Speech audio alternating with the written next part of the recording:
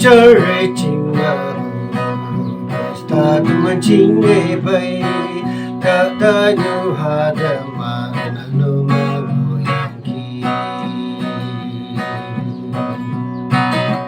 chihuwa itu mana nuhoi dem la Ching se ka fari deson kaye Jesu Kristali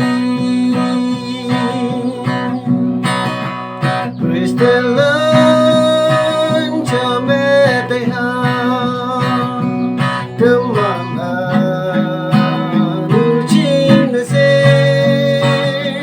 roman se pailane ang sen na sang ne temang ayang hui iwan chana hoi yepai wangtang Ching ngoi nang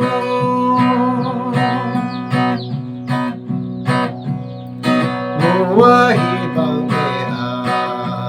nu la yepai Krista he bang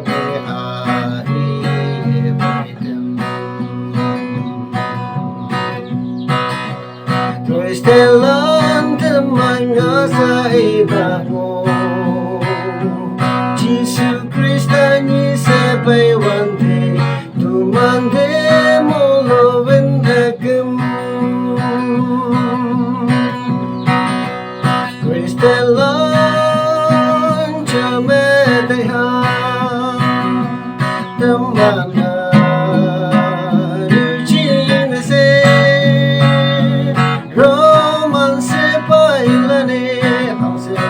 sang me temang ayang hui iwan chana hoi yepai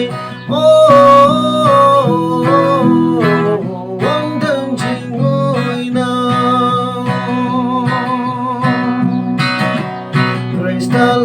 Kristalan chame deha